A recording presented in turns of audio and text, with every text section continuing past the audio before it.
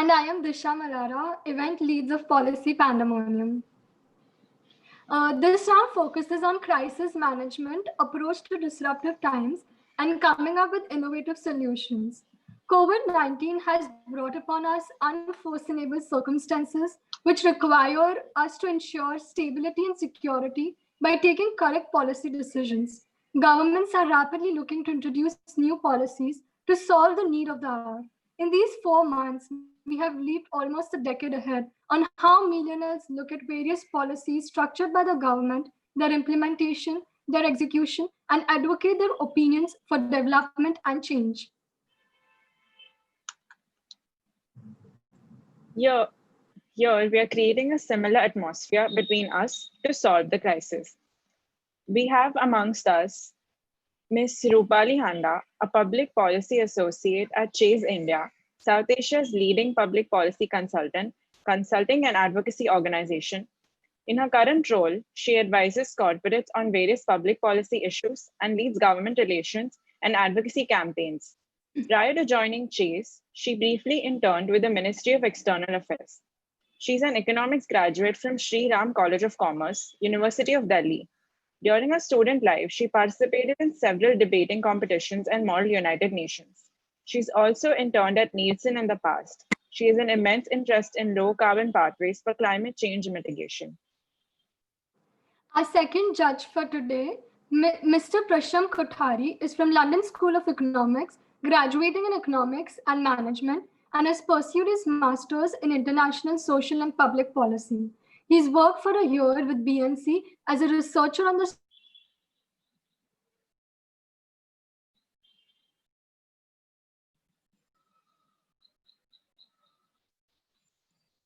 I'll continue.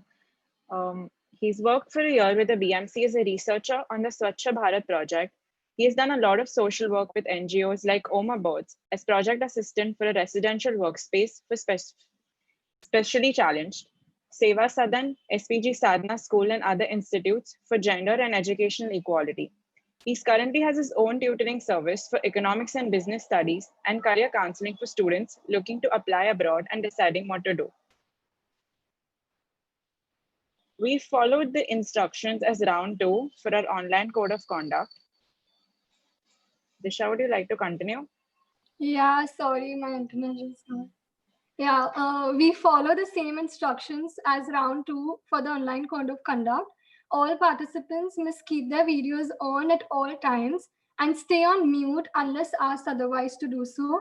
Refrain from annotations when the screen is being shared. Non-compliance will lead to entire contingent being penalized. The instructions for the round are, as per the allocated crisis case study, each ministry is required to come up with policy solutions. Each team will have 6 minutes to present themselves. A reminder in the chat box will be given after 4.5 minutes and a verbal reminder after 6 minutes. After each ministry presents, there will be a 5 minutes question answer session. Jury members will ask the questions. After each, a reminder after 3.5 minutes in the chat box and a verbal reminder after 5 minutes will be given. If time permits, other teams will get a chance to ask the questions. Are there any doubts? No? Okay, so let's begin. Yeah, the order of the presentations, can you tell us that? So we just announce the ministries that have to present and then they can start presenting. Okay. Yeah. So, yeah. Shambhavi, wait. One of the judge is trying to rejoin because there's some. So if she has rejoined, okay. Then we proceed with the. Okay. Okay.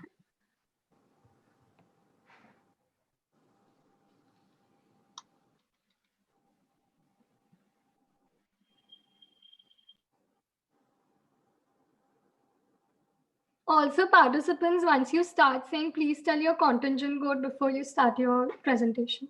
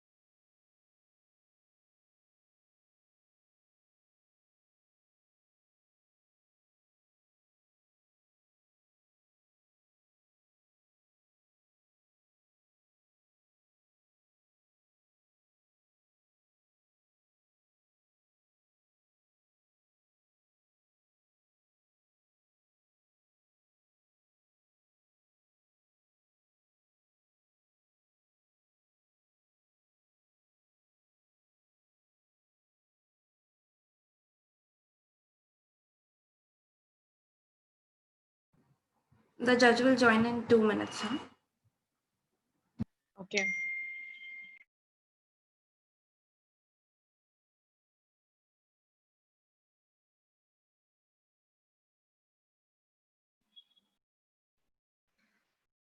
We would like to give a huge shout out to our amazing sponsors, our event partner for Policy Pandemonium, EduSarg, our title sponsor, FamilyZ, our media partner, Colors Infinity, our development partner, KRK Buildtech Private Limited, our event partner, Job Square, and our gifting partner for Policy Pandemonium, Elan Accessories, our gifting partner for Arthonomics, Hemporio, and our meal partner, Freshway Foods.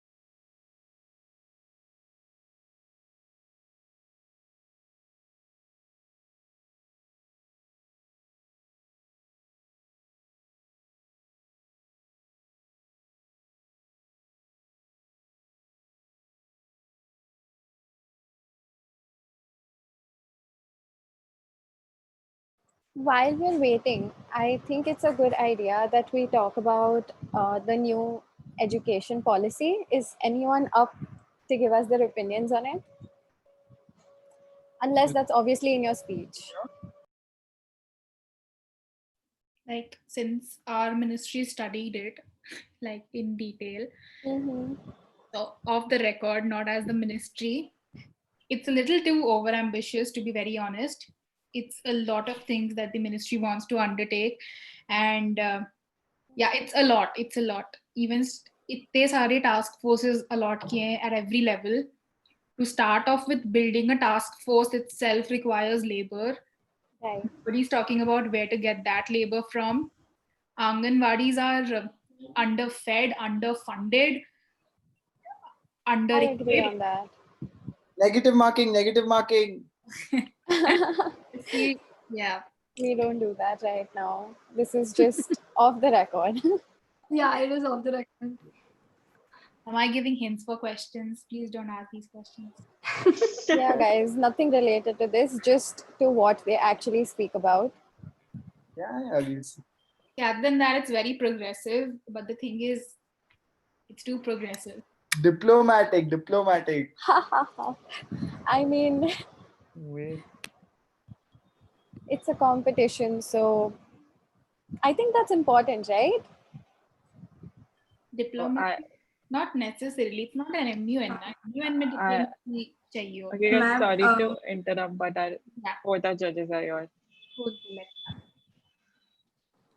So we'll continue. Yeah, Shamil. Okay. First, we have Ministry of Communications presenting. Nimra, can you share the PPT? Yeah.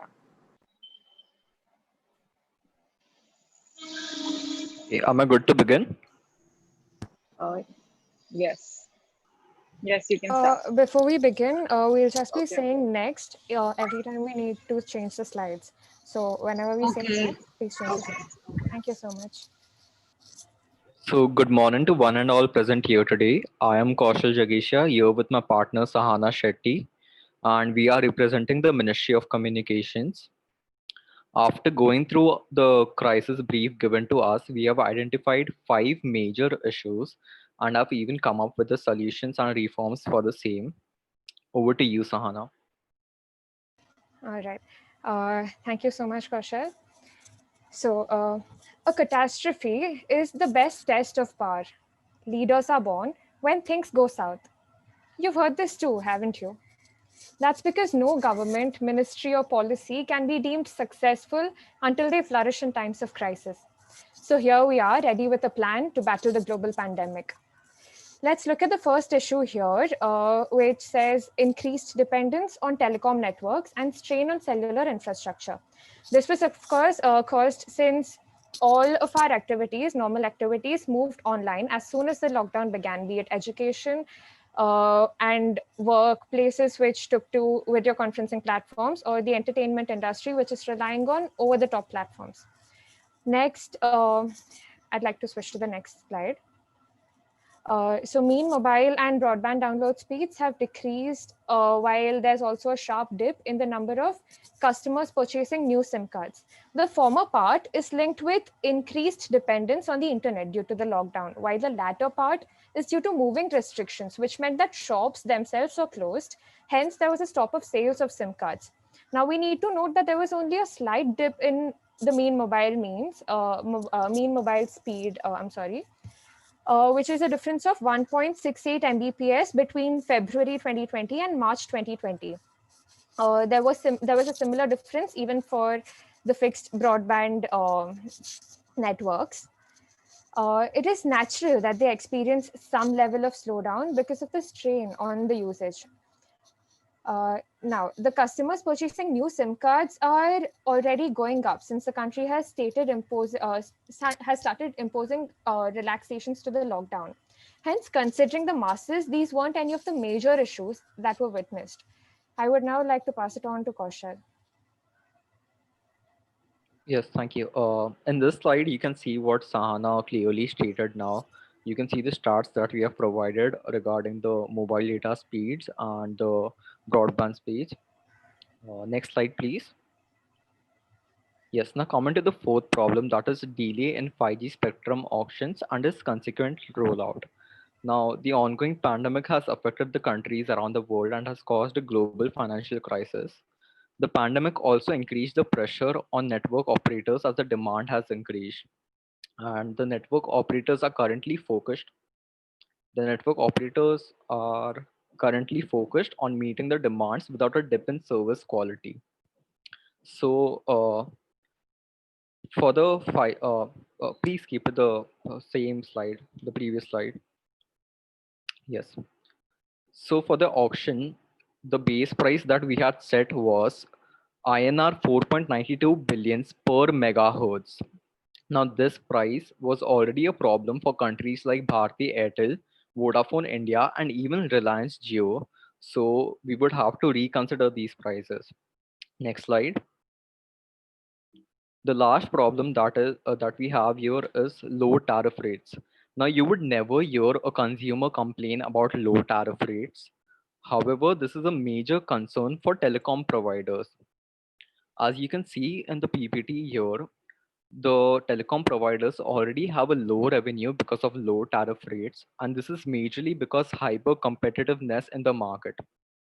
Apart from this, telecom providers are already paying a high license fee that is 8%, a high GST that is 18%, one of the top brackets, and they even have to pay 3 to 5% of their annual gross revenue as spectrum usage charges.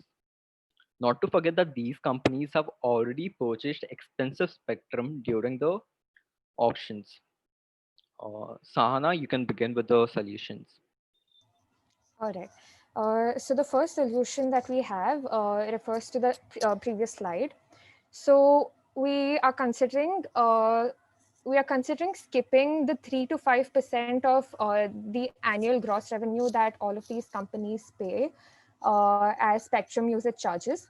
We would be doing away with those charges for now, because considering the deploring conditions of these companies, it is important for the companies to survive for now so that they can help us realize our vision of a digital India.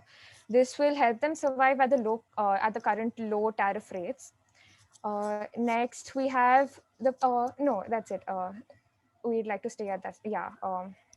So next, we plan to relax our laws regarding net neutrality temporarily and specifically just for cellular networks. Currently, India has rules on net neutrality that we're actually very proud of. But considering the current situation and the global pandemic, we have to change our perspective. So to reduce the strain on cellular infrastructure, to tackle the dips in the download speeds, as well as to help the service providers function at their current tariff rates, we would like to present this solution. I would now like Kaushal to continue with it. The third solution that we are suggesting is that each state should start promoting local telecom services, as this would definitely ease the pressure on nationwide companies, and the cellular infrastructure would be relieved of the stress, and the data and broadband speeds would definitely improve. And lastly, we have review prices and lower them for the upcoming 5G spectrum auctions. Like I previously mentioned, that we are currently in a global financial crisis, and the major companies in India have already complained about the higher prices, that is even before the pandemic. So now, especially after the pandemic, we will be required to review the prices and lower them. Thank you. Thank you. The floor is open for question answer session. Judges, you may ask the question.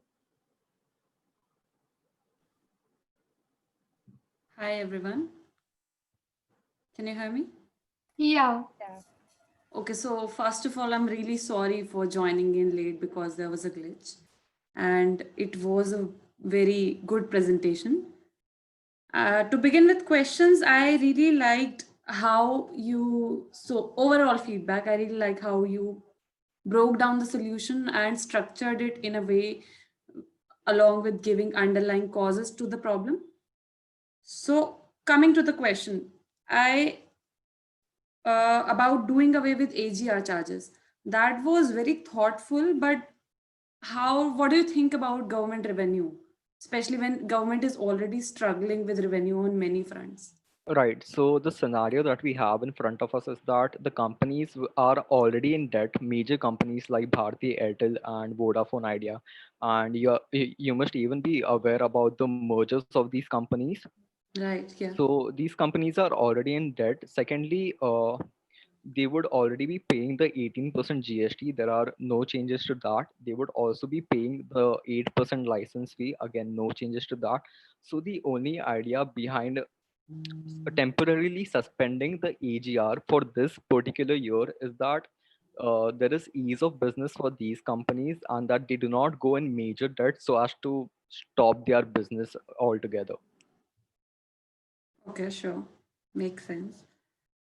Also, okay, so how can a state, when you talk about a state promoting a local network, how do you plan to advise the states to do that? How do you plan to lay a framework for the states to promote a local network? What all amenities do the state need to provide? Also, just to add to that question, what exactly do you mean by local networks, and which are these local networks that you're talking about? All right. So if you actually, even right now, if we visit the TREI website, uh, they have mentioned quite a few service providers, be it internet service providers or any sort of telecom service providers. All of these service providers, we would be recognizing their current needs, and we would be giving them a certain push so as to reduce the burden on any of the major service providers who aren't able to take all the burden upon themselves. And these service providers for now can. So of course, it would also be promoting local business. So that would be the idea behind the initiative. Yeah. But again, like how can you? Okay. Yeah. So mainly we would look at the charges that they're currently charging. Other than that, for cellular networks, of course, we are talking about doing away with not doing away, but relaxing the rules on net neutrality. So that Right. would be one major upside for those networks. So that would be among the things that we are talking about. And I would also like to add that the promotion of local services, like we said, would only be possible in urban areas, at least to begin with. Okay. Any specific reason to that? Lack of infrastructure in rural areas. Even that could also be done in semi-urban areas, but so promoting something, I understand that you have to start at some level, but when the entire country is grappling with that issue, that about the access issue, which is what you're ultimately trying to resolve, so there has to be a proper plan to that. Mr. Prasham, would you like to ask a Yeah, question? I just had a question. One of the issues was about raising tariffs, and while you will reduce the AGR for this year, in the long term, how do you intend to be able to raise those tariffs, keeping in mind that it should not sort of be outrageous for the consumers as well? All right. So currently, of course, we're planning to do away with AGR and relax the rules for net neutrality. That would be decreasing the burden on all of those companies. Now, once we're done with that, our major problem is that we will be taking some amount of time to build infrastructure including connectivity of towers, as well as fiberization, which is meant to reduce the overall costs of connectivity itself. So once that is done, it would be easier for the companies to survive at the current tariff rates. Also, we are planning to set up hotspot. Sorry, please conclude. All right. We are also planning to set up local Wi-Fi hotspot zones. So once the tariff rates are increased, now the major problem in India has the lowest tariff rates in the world, but none of the other countries are really having a problem since they have local Wi-Fi hotspots set up. So once we do that as well, people wouldn't really have a problem when the tariff rates are increased because they are receiving internet connectivity either way. Sure. So this is just a temporary measure that we're looking forward to. Okay. Thank you. Now we have Ministry of Commerce and Industry.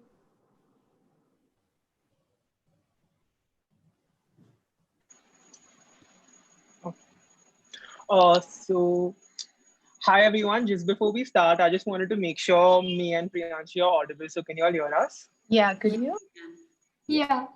All right. Okay, great. So, we'll be starting. Good morning, ladies and gentlemen. We are the Ministry of Commerce and Industry from the contingent Intel. So, as any typical Black Swan event, COVID-19 has made India and every other country in the world face a multidimensional crisis that surpassed all sectors and fields. The most concerning issue that we as the Ministry of Commerce and Industry faced was the effect of these expensive economy shutdowns on the ever pertinent sluggish industrial growth we have faced since last year. All right, next. Next.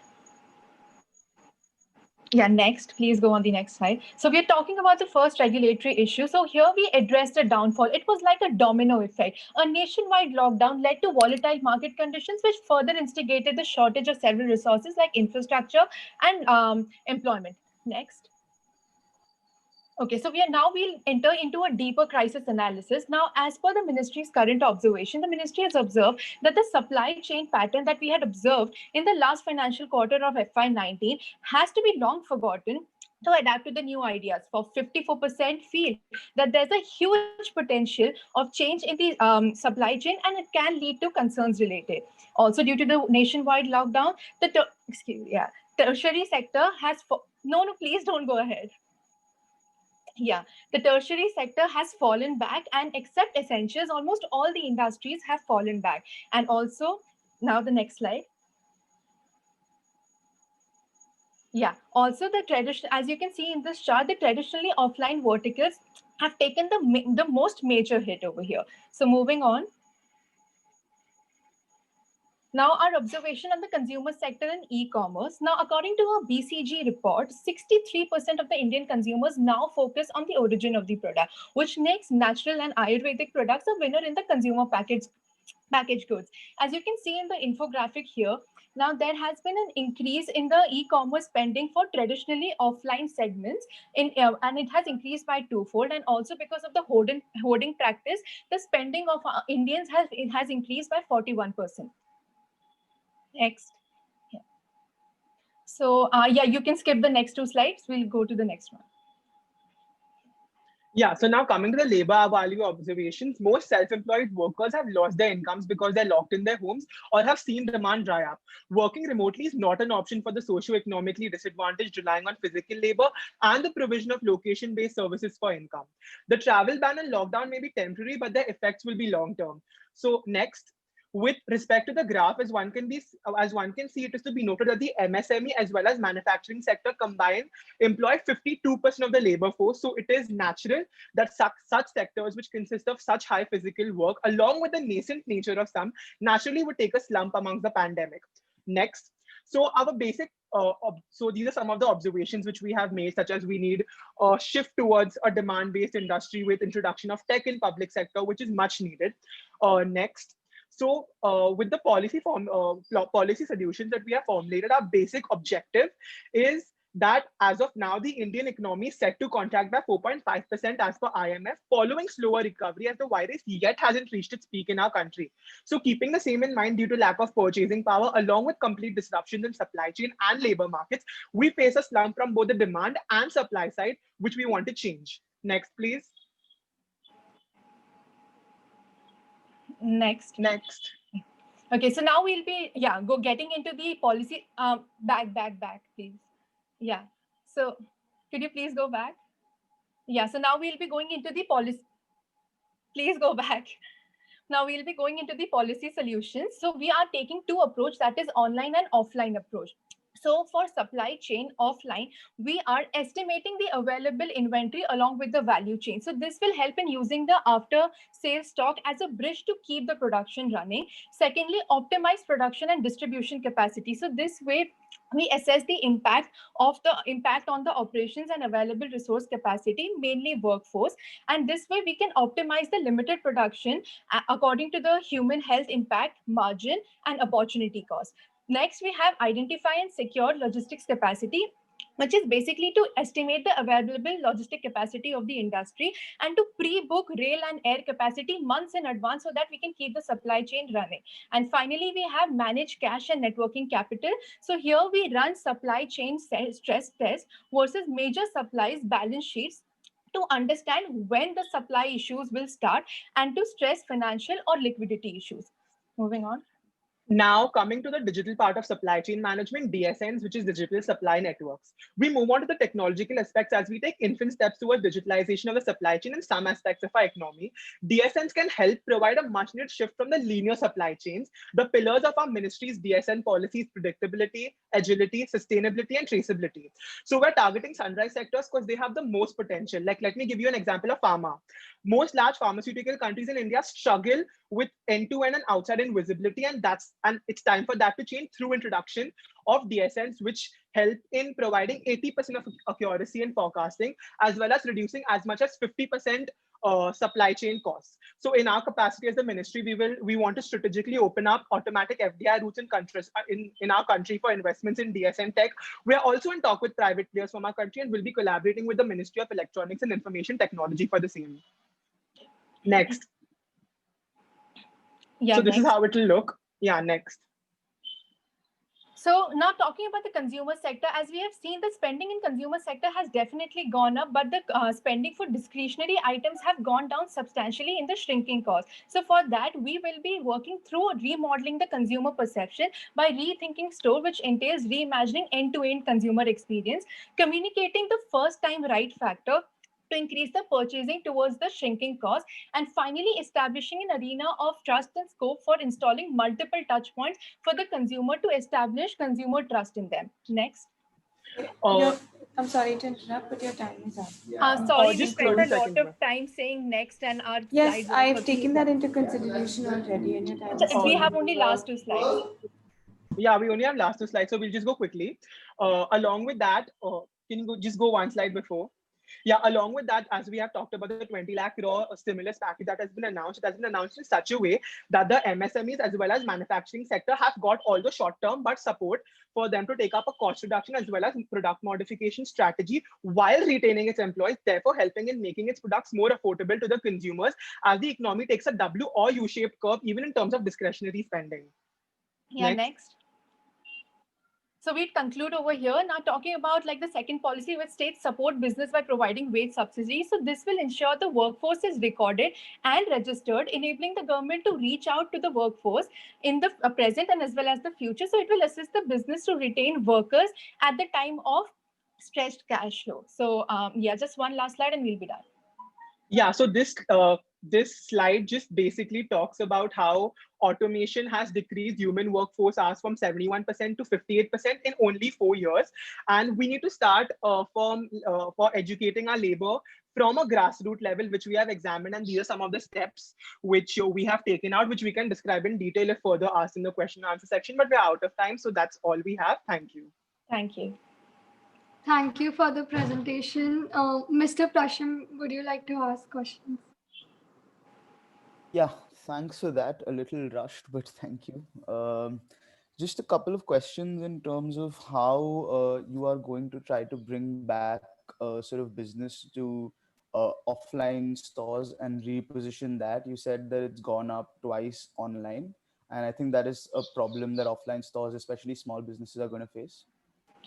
Hey, so all right, thanks for the question, sir. So again, as we talked about the consumer perception, so over the 3 waves of economic turns are starting from March going on to April and June, people have slowly started going down because of the initial scare of the COVID-19 pandemic, because of which almost all physical operations, either industries or retail stores, were shut down. So this is exactly where at this point of time or at this stage in the pandemic, what we are trying to do is we are trying to change the consumer perception with the same policy that we talked about in our presentation, that is to install touch points. So by touch points we mean is to instigate the point of trust in order with, again, assuming that if we have a Ministry of Health which will be working in association with us, so this will be a holistic policy, not only being taken by the the Ministry of Commerce, but also Ministry of MSMEs and Ministry of Health, in order to establish a secure pattern of how retail or offline practices are going to happen, because now this is the new normal that our India or our country has to establish itself into. So Ahan, would you like to add? Yeah, so the thing is, I think you have covered most of the points. So yeah. Yeah. Okay, thank you.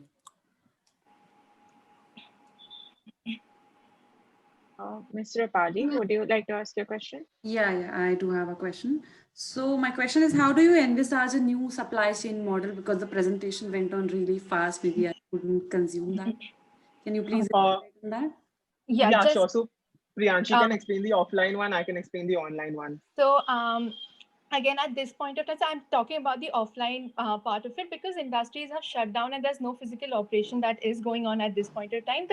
Except essential goods, almost all the industries have stopped. So in order to slowly take a phase by phase or a small step to reopen the industries that we have, one of our policies suggested that identify and secure logistics capacity. So at this point of time, pre-planning your, let's say, pre-booking the air and rail capacity which are going interstate borders or international borders at this point of time with all the capacity. So keeping this month in advance in your pocket or in your inventory is going to help the supply chain go a month in advance, and will help to keep the flow ahead, so that at no given point of time there's a disruption. And another thing was to estimate the available inventory. So obviously once we went into the lockdown in like on March 18th, when the country was sent into a forced lockdown, so there was a lot of unused inventory of raw materials and everything which was left empty-handed, and it was left right there. So that is exactly where we pick ourselves back up,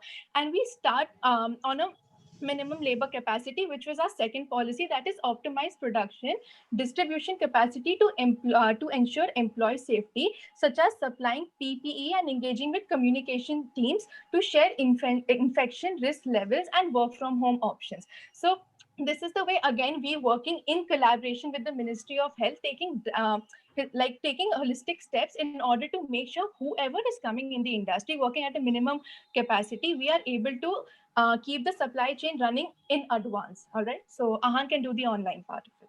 So coming to the online part, we recently had a survey where we talked up to the industry representatives, and around 67% of businesses and industries in India want to go online, especially with regards to supply chain management. And in a way, this pandemic has acted as a catalyst. Of course, it has led to a lot of loss of life, which is unfortunate, but it has led to a catalyst in terms of promoting online supply chain management, what we mean by is digital supply networks. So it differs from industry to industry, but as at least at this nascent stage, in our first stage of going online through the Digital India scheme, we want to concentrate on some of our sunrise sectors, namely pharmaceuticals, food processing, financial services. Now, I had given an example of pharmaceutical industry, like how online SCM is going to completely change pharmaceutical industry. So right now, the main problem that the pharmaceutical industry is going by is that, just 1 minute.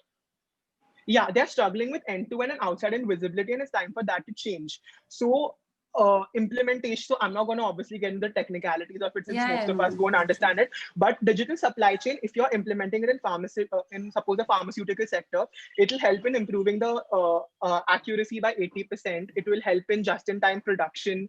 Along with that, it will help in optimizing supply chain lead times. It will help in reducing markdowns in stock up and also improve cash management. Along with that, this is the best time for cost cutting because digital supply chains help in reducing procurement costs by 20%, help in reducing the overall supply chain cost by 50%. And moreover, irrespective of the industry, they have stipulated to increase the revenue by 10%. Now, one question is how, as we in a developing country like India, are we going to implement and roll this out? So in our capacity as a ministry, we are going to strategically open Sorry to interrupt, but please continue. Can I just conclude? Yeah, we will be strategically opening up automatic FDI routes in the country for investment in DS and tech. Plus, right now, we are in talk with private players like SPEC India, Sigma Laboratories India, to implement the same. And we'll be doing this in collaboration with the Ministry of Electronics and IT. Along with that, we are building models for frequent seminars to be held with industry representatives of related sectors to talk to them about digital supply networks. And at the end, we want to ensure a balanced development since there are inequalities of income in our country. So we're planning to roll out subsidy models, especially to those startups which are nascent in nature but have potential, and at the same time to those industries which are established in backward regions. So we're planning to give them funding. Sorry to interrupt, but I'm done. Thank you. Thank you. Thank you. I'm so sorry it took so long. No problem. Okay, thank you. Moving on, we now have Ministry of Labor and Employment. Okay, so tech person, I'll tell you when to go to the next slide. That time you go to the next slide. Cool. Okay. Yeah, just one. I'll tell you. Don't skip anything to learn. Right? Okay, start now. First line. Okay, we are the Ministry of Labor and Employment, and we are here to talk about the National Employment Policy and its future plans. I'm Lenovo 003, and my partner is the Lenovo 004. Next slide.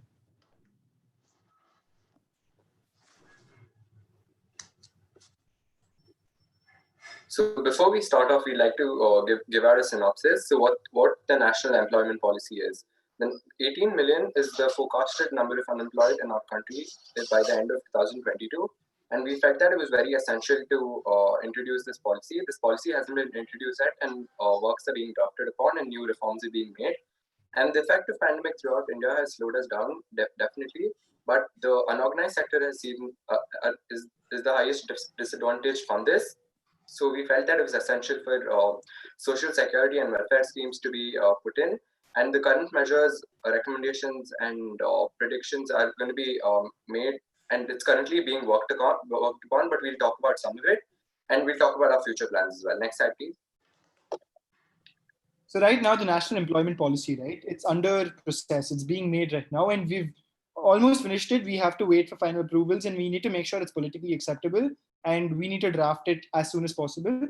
Now, the Shram Suvidha Yojana is already something that we've planted, which makes it easier for us and for people, for laborers and employees, or easy for, checking inspections, getting inspection reports, getting their returns. It's just one type of way. It's a portal, basically. Now we have the safety policy, which makes sure every laborer and every employee is safe in their work environment. Now, Child and Women Labor Act are basically child labor is banned, and it's banned in hazardous areas. And Women Labor Act states that they have to get maternity leave for a certain amount of time. Next slide, please. So the current issues faced due to the pandemic is job creation in the formal sector. It's not just because of the pandemic. We faced this before as well, and we're working towards solving it. And there's a big economic and financial crisis right now in India, due to which there's like heavy layoff. And we have also had a problem of youth employment and not like basically youth unemployment, like people not working and taking towards the unorganized sectors and taking up jobs there. And there was also a spike in like unemployment, which we'd address further. Next slide, please.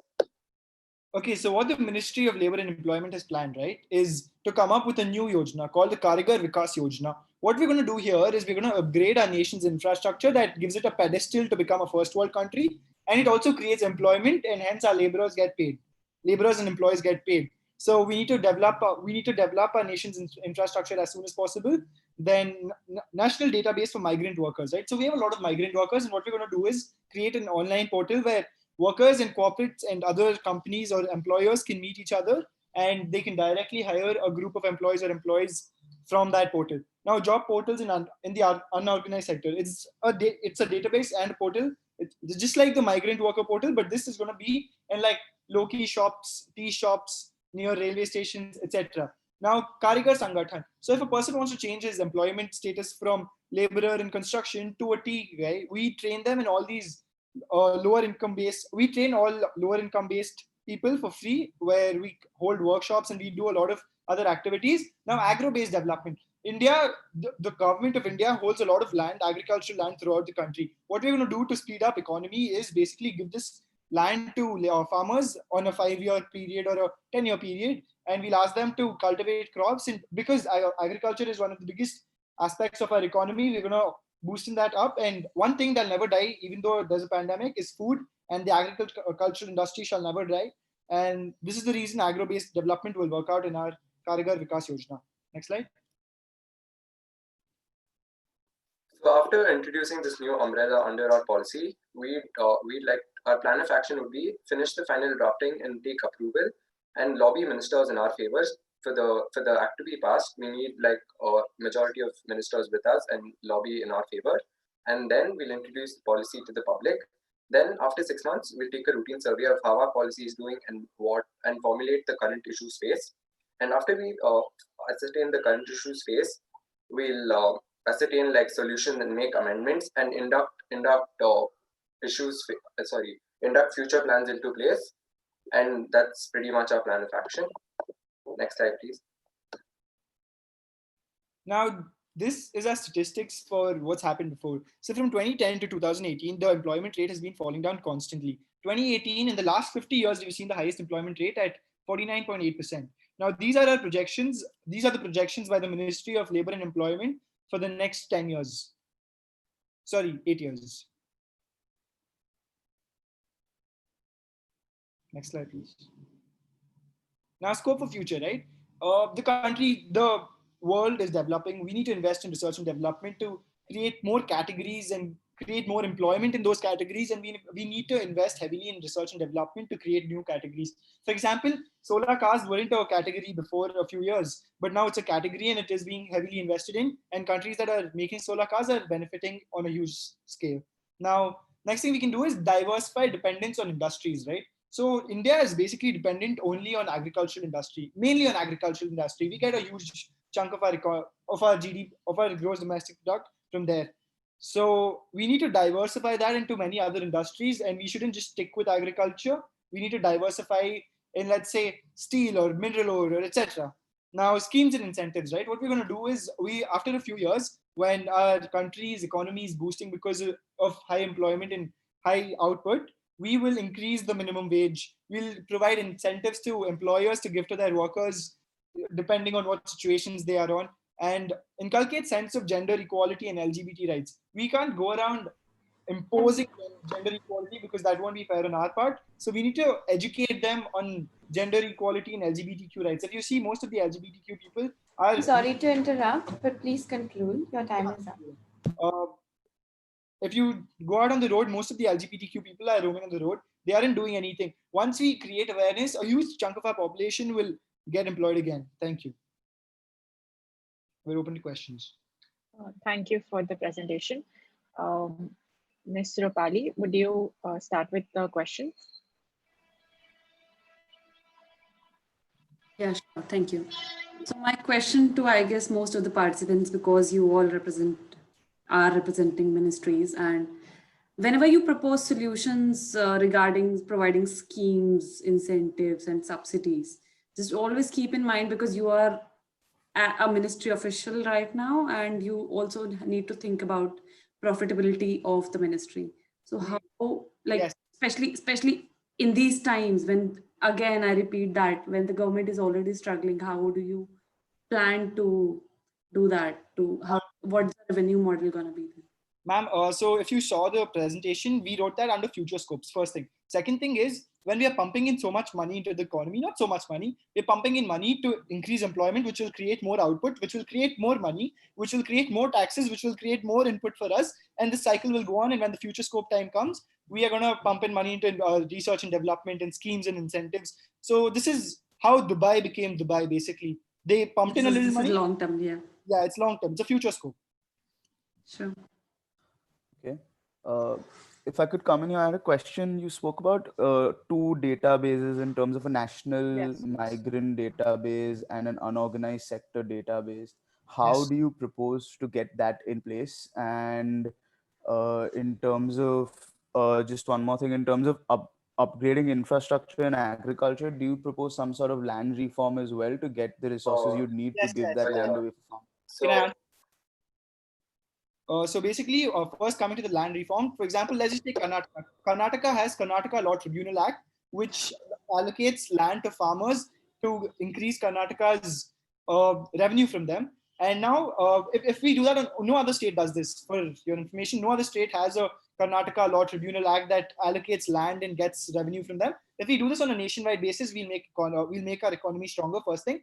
Second thing, when you spoke about job portals, right? I'll talk about the migrant worker one, and my partner will talk about the unorganized sector one. Migrant worker is basically an app which every person has a mobile phone at this age, in this age. So when everyone downloads the app, they can register on the migrant worker app as a migrant worker or an employer. If it's an employer, we need to cross-check their details, and if it's an employer, they can directly select these people that they want to hire and set up, training and hiring or whatever recruitment processes can be imposed. And also it'll be an app it's an interface in between workers and corporates. Basically, it's like Nokicom for migrant workers.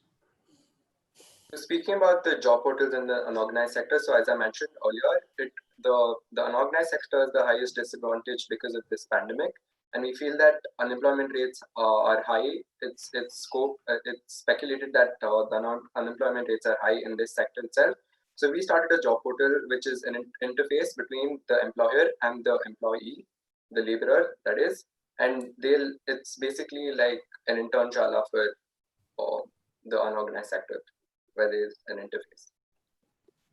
If you notice one more thing, all these companies like Internshala, Naukri.com are non-governmental. If the government does it with the funds it has, we will be huge. Naukri.com has been valuated at around 30 to 35 times more than it has been invested in. So if the government does it at our scale, we can make it a bigger thing. And just imagine privatizing these kind of apps. But that's precisely my question. Isn't scale the problem in the first place? No, it isn't. For us, it isn't. Scale is a problem for them because they don't have the sources of funds. Second, they don't have the reach to those migrant workers. We have a lot of schemes. Our Shram Suvidha Yojana has schemes that reaches out to every laborer. So if we have the network, they have the app. Okay, thank you. If we have time, can I make one comment? It's more of a question. Yeah. Yes. Yeah, thank you.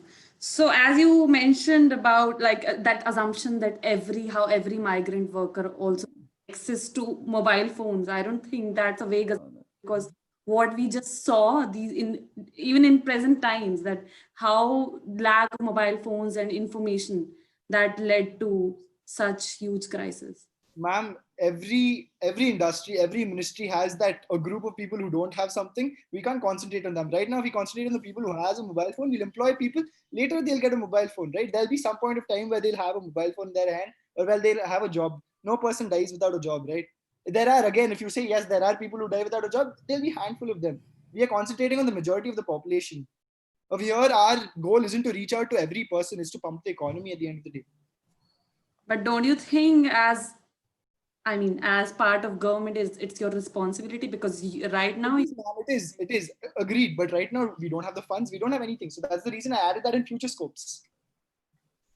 Future, we can do that, man, no doubt. Right now, we can only reach out to as many people as possible.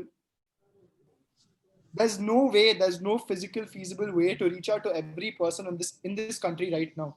That will be possible only if all these policies are passed and everything works out, and we have pumped the economy to a level where our per capita income is high enough for everyone to have a mobile phone. If not today, they don't have a mobile today, they'll have it 10 years down the line. Because of the Ministry of Labor and Employment. But you say that you want to reach out to the majority of the population when only 15% of rural India has access to a stable internet connection. Yeah, for rural India, that's the reason. So with the new digital communication policy. Let me just complete. When 15% of them have it, and that is where your migrant worker database sort of set is going to be, how do you propose that they're going to get online so easily? And especially in a scenario where states like Uttar Pradesh and Bihar are sort of actively protecting their workers and trying to keep them in. It's a little unclear to me. So yeah, I get what you're saying. That's the reason we have that agro thing, right? Where we give out our land for free to farmers to cultivate crops and give it back to us. I'm sorry to interrupt, but your time's up. Just one last concluding point. You stated like for rural areas, right? Rural areas is where the government of India holds a majority of their land. When we go to these rural areas, we call in people to cultivate, develop, etc. And people there, see, we know we can't, reach out to 100% of the population, but we can do only as much as we can do. There might be a better approach there. Thank you. Thank you. Thank you. Next, we have Ministry of Education. Before we start, can you all hear me properly? Yes, we can. Yes. So when one person is speaking, the other team member is going to text the tech person on the Zoom chat box when to change the slides. Is that fine? Lavisha, do you think that would be suitable? Yeah, that would be just for your information, the tech person is tech-Nimra Khatri, so you can text her. Yeah. Okay, just a sec. Yeah, okay. Nimra, did you just receive a text from me? I'm just checking here. Yes. Thank you so much. Okay, I'm going to start now.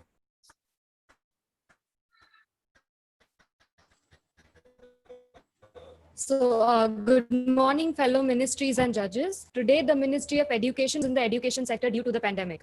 The ministry recognizes that this crisis calls for immediate action, and hence it would be impractical to propose infrastructural endeavors or policies that promise normalcy, as that would not be feasible, financially feasible, and time-consuming given the current situations.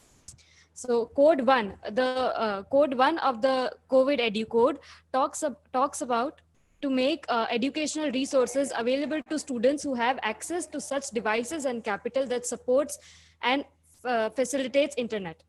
The latest report by the IAMAI and Nielsen showed that rural India had about 227 million active internet users and urban India about 205 million users.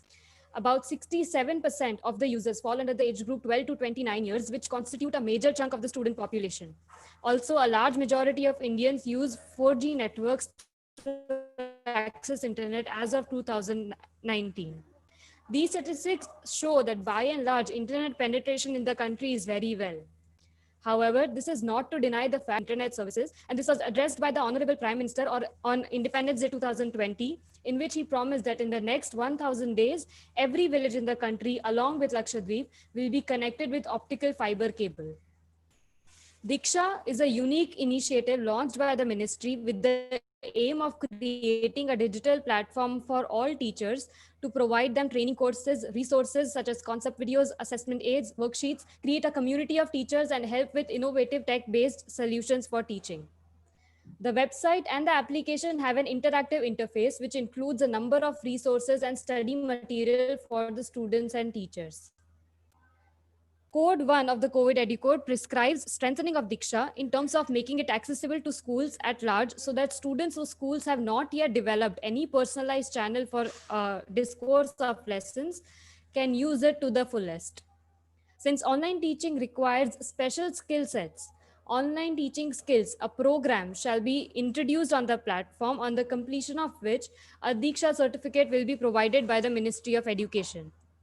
Keeping in mind that the educational landscape needs to be made more digital structurally over time, such a teacher shall also become eligible for jobs of content and curriculum development at Diksha.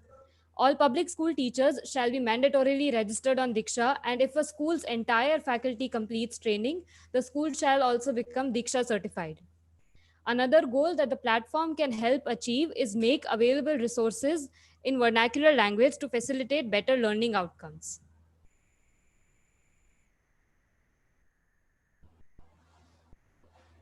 So Code 2 is an initiative to help students who do not have internet access. Number one provision here would be using postal services to mail books, notebooks, test papers, etc. to students as their school deems fit. This is going to be a non-recurring cost for all schools.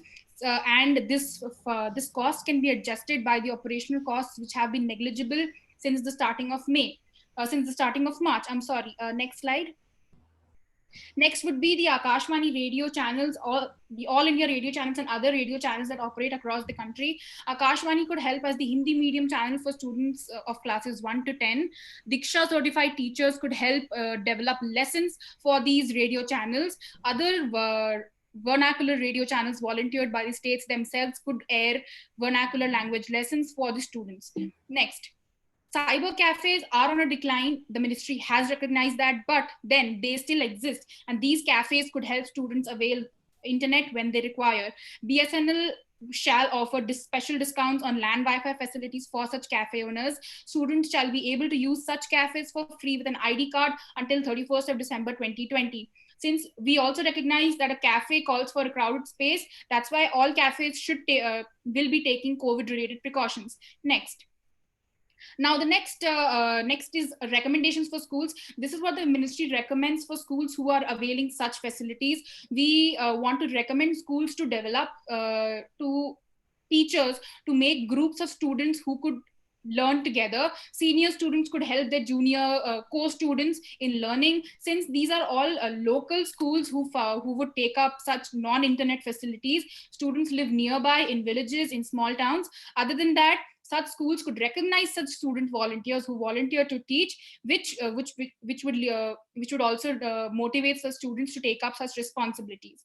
Next is a Code 3, which is the midday meal scheme. The midday meal scheme was disrupted due to the pandemic, but the ministry wants to keep it up because it's a major incentive for bringing students to school. Around 12 crore students are enrolled in the scheme. States like West Bengal and Andhra Pradesh are delivering dry grains to students who are enrolled under them. The database developed by the Department of Education shall help such states to get grains to the students. Again, the cost shall be adjusted by the cost of gas, which they're not incurring as of now. The next scheme is just a special mention. We understand that please change the slide. Graduates and postgraduates do not require as such physical resources as much as they require appropriate amount of data. The ministry recognizes this. The BSNL, see the graph, next graph please. The graph shows that 35% of internet users are between 20 to 29, which are all college going students or the student demography that we are targeting. This age group will be given BSNL packages, which can be availed under their college ID name when they apply for recharge. That's all. Sorry to interrupt. Okay. Yeah. Thanks.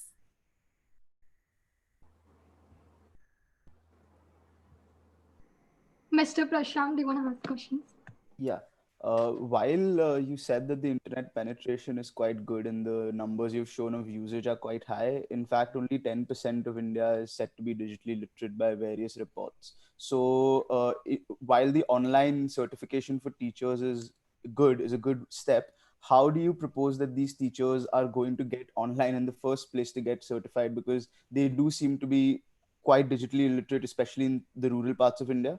Additional to that, there are about 47% villages that receive electricity for less than 12 hours a day in India. So it's not just the internet that's the issue; it's this also that is a problem. So how will you address such problems? Bhavna, should I take it up? Yeah, go ahead. See, so that's why we wanted to eliminate the requirement of electricity in the first place. If people are accessing mobiles, the only amount of electricity they would need is for charging the phone up to its full capacity. Other than that, about the teachers being illiterate, so we realize that 100% teachers cannot be registered, can be registered, but they cannot be taught through the courses of it.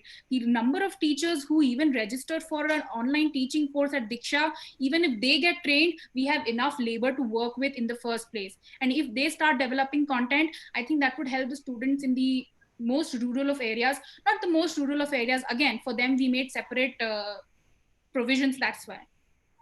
So am I missing any part of your question? I'd love to answer. Yeah, I mean, just how you will reach these teachers So in the again, rural parts. yes, so again, in the rural parts, we definitely recognize that the teachers do not have internet. But even in the semi-rural parts, towns and cities where the teachers do have internet, in the lockdown, a lot of them are unemployed. A lot of them are not getting salaries. That is why Diksha proposed such an employment opportunity. If they are recognized as Diksha certified, they can apply for a job at Diksha, and it's a win-win because even Diksha is in need for labor right now who can work for content development, for content procurement, and videographers, not videographers actually, video editors and all that. So I think it's a win-win opportunity. We need not reach most rural of the teachers. The teachers who come under the government plan, they are receiving salaries anyway. Their salaries have not been cut out. So before we think about getting to the teachers for online training, I think right now livelihood is more of an importance for them. The livelihood is still intact. Okay, thank you. Ms. Rupali. Yeah, thank you. So, to cater to the problem of infrastructure and access, I guess you have proposed the solution of using cyber cafes. So, how do you think this is workable when it's all about the safety of people? And do you only propose it for the teachers or the students as well?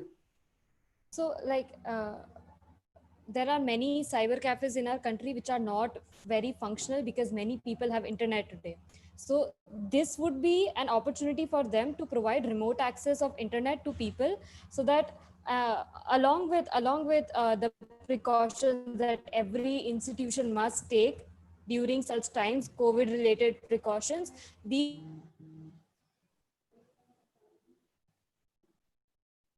Bhavna, we can't hear you. Yeah, you're on mute. I'll take it up. So, sir, the cyber cafes, what we recognized was cyber cafes can be as small as 4-seaters or as big as maybe 10-seaters. We recognize that many, even doctor clinics are running, right? How they are running is, if they have 10 people occupancy in the waiting room, they keep at least maybe like 4 to 5 people in the waiting room. That's how we wanted to take it. That's how we want to take it up. We wanted such cyber cafe owners to recognize that they cannot operate at full capacity, but they can have minimum occupancy of, if they have two rows of chairs, maybe in a line, 2 people on each row, they could have 2 people at a time, 1 on each row. Masks would be there, sanitizers would be there. And I think till the time we are not sure, see, because schools are not going to open anytime soon, that is that is our last priority. Within 15 days, 97,000 students tested positive in the UK after US after schools reopen, and that is one biggest reality check that the education ministry recognizes. We are not open to opening schools. That is why we have to come up with solutions. Internet could be accessible to these students, and then the cafes would be asked to take all precautions for COVID when they are operating. They would not be allowed to operate at full capacity. I had a question regarding the sort of the graduate students that you said that they would need only online facilities. But again, in there, do you think that this will increase sort of the divide between the disadvantaged and the have-nots? Because technological sharing and access to laptops and stuff like that in rural India is again like close to 12% or something like that, if I'm not wrong. So we recognized that in a crisis, it's not possible to promise capital to them. It's not possible to promise infrastructure. We can't just promise them that we'll provide you with laptops or maybe even buildings to help you access internet. That is why we divided the population into people who do not have internet and who have internet. We can't think about the gap right now. We have to make do with what we have. And as of now, this is what we recognize. Most postgraduate, according to that graph we found on Statista, 20 to 29 years of age of population constitutes 35% of active internet users in our country, which means a good amount of them do have access to internet. And if we provide them with more data that they can utilize, I think that would help them with their education, continuing their education actually. Thank you. Thank you, sir. Thank you Thank you. for that. We'll move on. Lastly, we have Ministry of Micro, Small and Medium Enterprises. Hello everyone. Before we begin, can I ask that if we're audible? Yes, we can hear you. Okay. So I'll be saying next, please, and then you can change the slides. Okay. Okay, so we'll be beginning now. Good morning, everyone. We are contingent Huawei, and I am Huawei 002, Misbah, and my partner is Devika. So we are representing the Ministry of Micro, Small and Medium Enterprises. So the Ministry of MSME is a branch of the Government of India, is the executive body dealing with the legislation relating to micro, small and medium enterprises. Next slide. Please the next. Thank you. Could you please? Okay, thank you. But this sector, which had already weakened due to its inability to deal with demonetization and GST, is now in a state of further deteriorating financial crisis due to the present pandemic. Now, because this is a completely unprecedented situation, a point to remember while attempting to take stock of the economic crisis is that this is primarily a public health crisis. And unless that is irrefutably resolved, the economy cannot get back up entirely. That being said, it is of paramount importance to deal with the fallout within the economy and to help the micro, small, and medium enterprises stay afloat until the crisis sides over. Over to you, Devika. So next slide. The issues that we are mainly dealing with here is, first of all, how to approach the public health crisis. Then the economic side of it, like the other teams have already mentioned, would be liquidity crunch, rising unemployment, stimulating demand because demand is sharply falling and that is a problem. And then we also have to deal with the problems that are being faced by the migrant workers in this situation. And we also need to seek to reduce the excessive reliance that we have on imports from China. Next. Okay, so now to tackle this situation, we have to first deal with the root cause, which is basically the pandemic. So with the end of the complete lockdown, we have now started to see that businesses have started to reopen. So to enable a smoother transition to the post-lockdown situation, it is important to ensure that all health protocols are followed strictly. So what we can first do is we suggest setting up a committee in collaboration with the Ministry of Health to issue guidelines that have to be followed for various sections of the economy, including automotives, food and beverages, textiles, processing mills, and so on. So the enforcement of these guidelines would be under the jurisdiction of the local governing bodies at the district level. Now, enterprises that do not comply with the given guidelines would be suspended from functioning and only be allowed to reopen when they do abide by the same. Now, information dissemination on safety procedures for reopening is of also high importance, and helplines will thus be set up to address concerns regarding the same. Next slide. So to deal with the liquidity crunch, that is the cash flow issue. So this is one of the major problems that is facing the MSMEs right now. And that's why we've introduced the Emergency Credit Line Guarantee Scheme in August first week. And there are also private financial institutions such as Lending Card and Capital Float, which allow the MSMEs to have some sources to access credit where they do not have to provide collateral. However, this is only an initial step and a lot more issues need to be addressed so that we can enable a stable recovery for the economy as a whole, as well as for this sector in particular. Another issue is the fact that despite ECLGS, banks are still highly risk averse and they prefer to earn interest by depositing their reserves at RBI rather than by lending to the enterprises. So this is one of the main reasons why cash flow is still highly limited in the economy. Next slide, please. Okay, so another one of the major issues that we are facing is the rising unemployment. So what the ministry plans to do is we will announce a wage subsidy package for MSMEs, which will be of less than rupees 100 crore annual turnover. And what this aims to do is it will cover 40% of the employee wages. So now this will allow the employers to keep their staff while also having to bear lesser burden, especially in terms of wages. Now, to deal with the fixed cost, the state governments, in collaboration with the local governing bodies, should reimburse or subsidize costs for electricity and other charges. Now, another matter to deal with in terms of reducing costs would be to collaborate with the Ministry of Finance to at least reduce or relax GST on certain goods, especially such as raw materials and other essential inputs for production. Next slide. So to stimulate demand, we've come up with the idea of India Market, where we basically move the businesses online because like the other teams have mentioned, online e-commerce is kind of booming in comparison. However, this is not applicable to all sectors, but for most of the enterprises that provide consumer goods, this is a feasible move, which will allow them to adapt to the COVID as well as the post-COVID era. Now, the ministry plans to create a virtual platform that will act as a market for MSME goods. This would function essentially in the same manner as other e-commerce companies. This is like Amazon. Now, the MSMEs that have been functioning for a minimum of 2 years in the consumer goods industry, taken from April 2018, will be allowed to register on the portal, and this will be free of cost. Payments will be entirely done through digital means, either via UPI or internet banking, and delivery would be done without contact, and persons hired for the same will undergo at least 1 week period of training, and they will have to abide by given guidelines. Also, the ministry will be asking the local governing bodies to conduct workshops to enable the entrepreneurs to adapt to the whole online business scenario.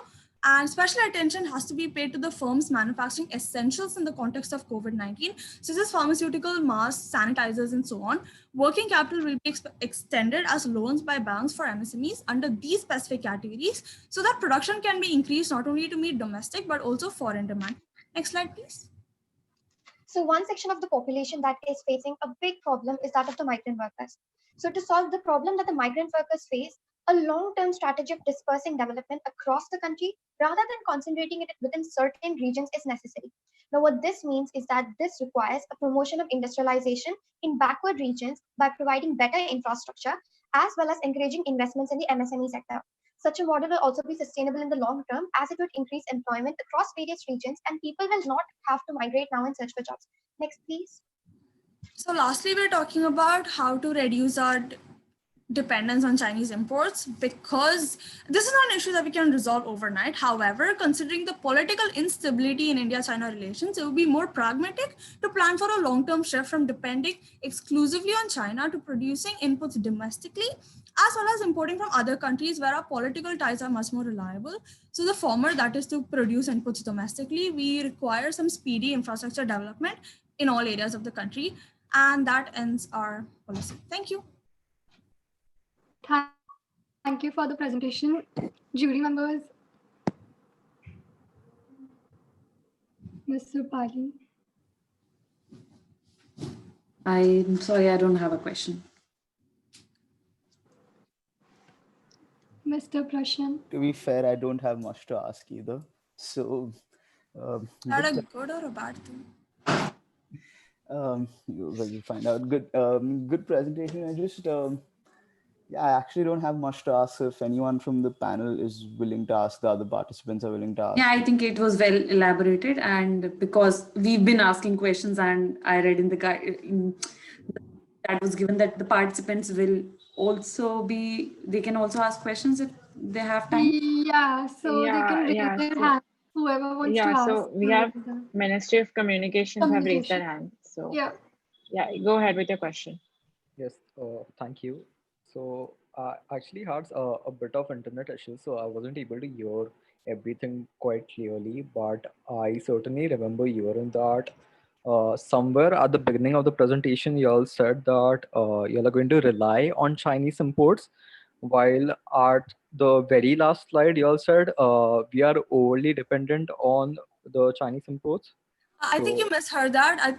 That was the issue that we had to tackle, our excessive reliance on Chinese imports right now, because MSME is about 45% of the inputs comes from China. But at the same time, our political relations are kind of rocky right now.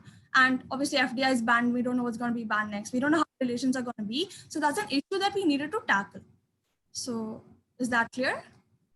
So like, could you just tell us which countries are you looking forward to fill the gap? Okay. There are other East Asian countries like the ASEAN countries who we have not that bad relations with. So I think that would be a pretty feasible option. Also SAARC countries. Yeah. Like the countries which we are diplomatically friendly with, also those countries, we're looking at that. Does that answer your question? Yes, it does. Thank you. Just one. Okay, I have a question. In terms of y'all said y'all would pay 40% of the wages for MSMEs with the turnover of less than 100 crore. Would this have certain brackets? Like, for example, for the PPF and EPF schemes, the government introduced brackets. Would this have certain brackets? And how, till what extent, till what upward swing would you go till? Do you mean what's our upper limit? Yeah. So that's why we said 40%, and the fact that the only the No, 40%. So 40% of what? Like, what of if the wages of the employees. right? But what is there like an upper limit if the wages cross a certain threshold? Will you pay 40% or whichever is greater? Or will you pay 40% of 25 lakh also and 40% of 1 crore also? That's why we said that only for enterprises that have a turnover of maximum of 100 crore, because I don't think beyond that, obviously it become like big companies and then we can't pay anymore. But right. But my question is, in turnover of 100 crores, the employees are obviously the employees will have different wage categories. Yeah. We will be paying all the different brackets. Yeah. All different brackets. Yep. Okay. So no limitations there, no cutoffs there. But we will have to get proof that they are struggling financially. We'll have to see their, financial statements. And what would struggling entail? Struggling would entail the fact that they do not have the revenue right now to pay their employees. So just add up their revenue and the employee wages, and if they don't match, then we cover the difference. Okay. Basically. So then there would be no check of, say, retained earnings or like how long the company has been operating? No. Okay. So do you think that would be a little too costly? It would be, but I think we need to do this right now. I think because this is a crisis situation, right? It's not ideal. So I think we need to do it right now. Okay. Any other ministry has questions for Ministry of MSME?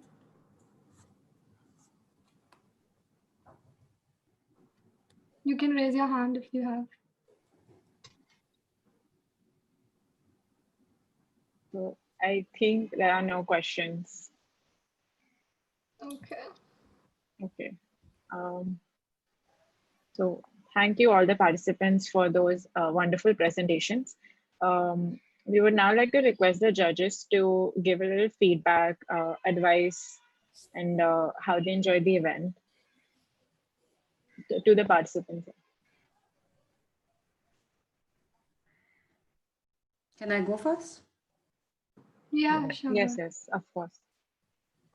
Yeah, so first of all, thank you so much for having me for this event. And so I would say that it was really great that how much energy and quality you spent on making this presentation and everything. But see, as much as you put your enthusiasm in presenting this, but I would suggest that it's important to also think about practicality and workability of any solution that you propose, because it's good to hear all of this, how innovative all these things are, but you also need to think that you are in the shoes of government and you have to think about a lot of things. Suppose if you're proposing something like spending a lot of money, anything that entails a lot of investment, where are you gonna get budgets for that? So all of that also needs to be worked out, and whenever you propose any solution, you also need to think of a framework maybe. So whenever in the future you do any such presentation, you also need to think that, okay, this is the overlying issue and is it workable? So instead of making assumptions, it's good to do that analysis beforehand, so that it's not just a plain solution that fits everything. It also needs to be a specific solution looking at whatever the situation and whatever issues exist. Yeah, that's my feedback. I'd say that, while listening to all of y'all, I think the originality of solution definitely stood out. That was quite interesting to see as to what all y'all came up with in essentially overnight. And I would agree, the effectiveness, sort of maybe have been improved if maybe some of y'all included there's this model called the three-legged stool where the government is just one part of it. And if y'all could have included how maybe y'all are going to use the private sector and use the sort of grassroots or the NGOs to help y'all advance your sort of policy agendas. Maybe say, for example, for education, there are so many NGOs out there that you could tap into those sectors, for example. For infrastructure development, you could have probably brought in, I mean, obviously it would have just been name drops at this level, but sort of other partnerships that already exist in the government with companies such as LNP and things like that. So that would have made maybe the plans more viable in a financial sense and more implementable. Also, I think there is a slight overestimation as to how easily these databases can be created in a short time. I don't think it is that easy. In our country, it takes almost a year even to do a census, which is also not accurate. These things take a long time, and people are not reluctant. People are reluctant. They're not willing to come forward to sign up for these things, even if it benefits them. We have a severe disparity of trust between sort of how our data is going to be used and how how the government is going to basically implement these policies.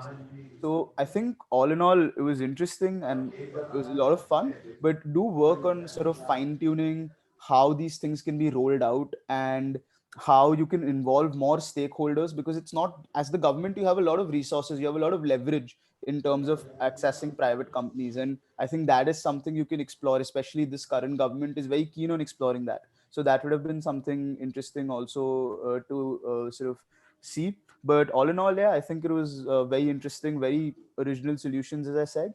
But yeah, do think of the reality in rural India. Don't rely just on statistics that sort of paint a rosy picture, but the reality in rural India might actually be quite different in terms of access to what is being provided. So what, like, again, like supply side, demand side, the supply might be high, but the quality may not be high, and it might not be used in the intended way that you think it is in terms of internet and electricity especially. So I think those aspects also can be fine tuned. I absolutely agree with you, Prasham. I mean, especially on that bit where you mentioned that there's a need to involve each stakeholder in the system. Mainly when you have to work on grassroots level, it becomes so much important to do that. Yeah. Awareness campaigns, information campaigns, it's very important to involve every stakeholder in the system. Can I ask a question? So when we set out to research for coming up with policy solutions, all that we can base our deductions on are statistics that we get, which help us give a picture. Groundwork is not possible. Like, it's not possible. But so how do we differentiate like a good stat and a bad stat, or a rosy stat? So don't look only at the government published statistics.